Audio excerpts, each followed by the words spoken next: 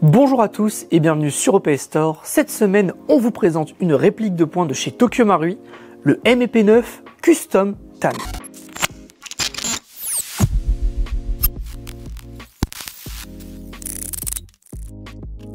Comme d'habitude, Tokyo Marui sait soigner ses boîtes et lorsque l'on ouvre pour la première fois la boîte du MEP9, voilà, on est surpris parce que c'est très visuel, c'est très joli, tout est bien présenté et on voit tout directement dès l'ouverture de la boîte.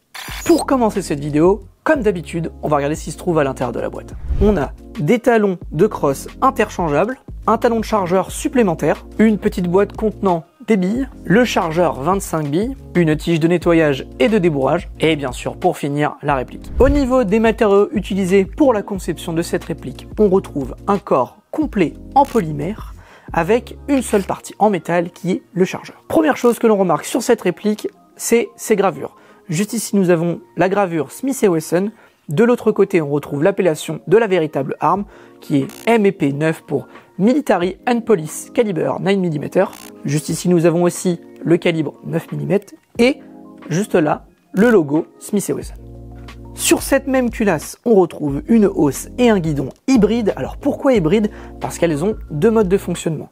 Vous avez, lorsque vous allez utiliser de jour, les fibres optiques qui vont vous servir à votre prise de visée, mais vous avez aussi les points blancs contrastés phosphorescents lorsque vous avez besoin de prendre une visée dans des endroits sombres, voire même dans la nuit. Sous cette culasse, on retrouve un rail qui va vous permettre d'accessoiriser votre réplique avec une lampe ou un laser. Vous avez juste ici le slide stop qui est lui ambidextre, tout comme la sécurité. Le bouton d'éjection du chargeur se situe juste ici, il n'est pas ambidextre, mais vous pouvez, si vous le souhaitez, le retirer et le passer de l'autre côté si vous êtes gaucher. On retrouve une queue de détente arrondie pour vous permettre une meilleure préhension au niveau de l'index. Comme expliqué au début de la vidéo, vous avez des talons de crosse interchangeables. Il y a trois tailles, vous avez la taille S, M et L. Pour les changer, c'est très simple. Première étape, vous enlevez le chargeur. La seconde, vous avez juste ici une petite pièce noire qui ressort. Vous faites un quart de tour et vous la retirez. Et ainsi, vous pouvez accéder au talon. Alors la première fois, comme vous pouvez voir, c'est un peu dur à le retirer, mais voilà, ça vient tout seul. Et ensuite, vous pouvez, si vous le souhaitez, prendre un talon moins épais pour avoir, si vous avez des petites mains comme moi, une meilleure préhension lors de la prise de visée. Petit aparté, faites attention à bien mettre d'abord le haut puis le bas. Et pour pouvoir fixer le tout, vous refaites les étapes d'avant, mais à l'inverse. Vous reprenez la tige, vous renfoncez, un quart de tour, le chargeur, et voilà. Au niveau du chargeur, on retrouve un chargeur 25 billes à gaz, et pour l'alimentation en gaz, la valve de remplissage se situe au niveau du talon. Petit aparté sur les chargeurs de MEP9, attention à bien en prendre soin, que ce soit au niveau de l'utilisation lors du jeu ou même lors du stockage. Car si vous n'en prenez pas soin, vous risquez d'avoir des petites fuites au niveau du talon du chargeur. Cette réplique est équipée d'un hop-up réglable. Pour le régler, vous allez devoir séparer la culasse et la frame et ainsi accéder aux molettes du hop-up. Concernant les dimensions de cette réplique, on est sur une longueur totale de 19,5 cm pour un poids de 624 grammes. Et si vous faites comme moi un upgrade interne et externe, vous allez passer de ça à ça. On en a fini avec les caractéristiques techniques de cette réplique. Maintenant, on va aller se diriger sur notre stand de tir pour faire un essai au chrony et voir la puissance qu'elle délivre en sortie de boîte.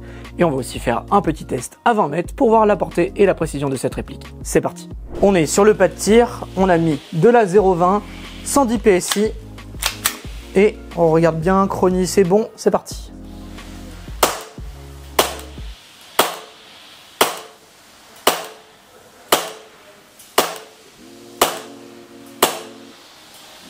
Ah, je pensais avoir mis 10 billes, mais bon, il n'y en a que 9.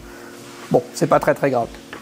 Ce qu'on observe, c'est qu'au premier tir, on est à 0,67 et sur le dernier, on est à 0,61. Bon, je pensais avoir mis 10 billes, au final, non. Mais vous voyez, on est quand même en dessous des 1 joule. Vous allez pouvoir, du coup, engager avec cette réplique en CQB et voire même ultra CQB, du coup. Maintenant, on a rechargé en gaz, on a mis de la 25. On clean les anciennes données du chrony, on passe le chrony en 25 et c'est parti.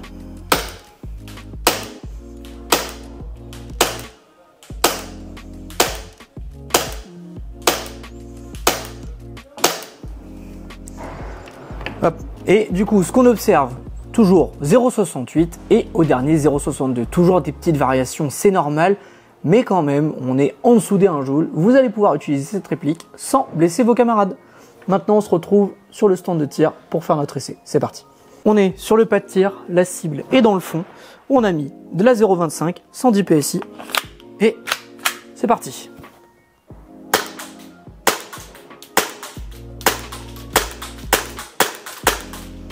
Comme vous voyez, on peut tirer même un peu plus vite, je vais les faire juste après. C'est bien précis et pourtant ça kick pas très fort parce qu'au niveau de la puissance, comme vous l'avez vu tout à l'heure, il n'y a pas beaucoup de puissance, mais ça va loin quand même. Je vais essayer de mettre une tête. Voilà. Et voilà, on se retrouve pour le bilan de cette réplique. Malheureusement pour moi, ça va être difficilement critiquable puisque dans toutes les parties, c'est ma réplique secondaire. Donc voilà, comme vous avez pu l'observer, on a une portée et une précision qui sont convenables. Au niveau de la puissance, c'est vrai que c'est un peu bas, mais c'est normal, c'est du Marui, donc c'est toujours en dessous de 1 joule.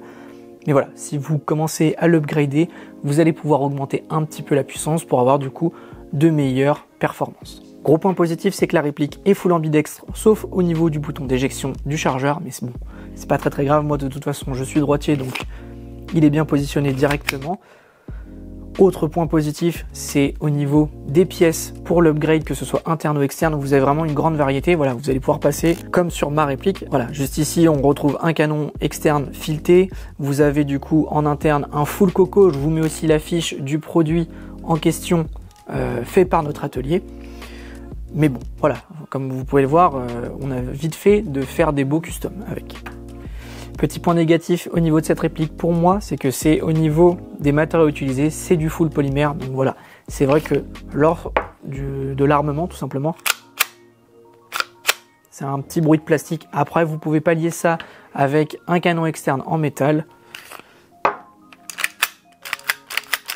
Et c'est vrai qu'on a déjà un plus beau bruit.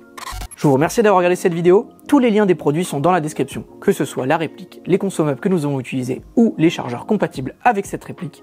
Je vous invite à vous abonner, partager la vidéo, laisser un petit pouce bleu ou un commentaire si vous avez des questions sur cette réplique ou si vous souhaitez voir une vidéo d'une autre réplique. Je vous invite aussi à nous suivre sur nos différents réseaux sociaux, que ce soit Instagram, Facebook et TikTok. Et moi, je vous dis à très vite sur EPSstore.fr.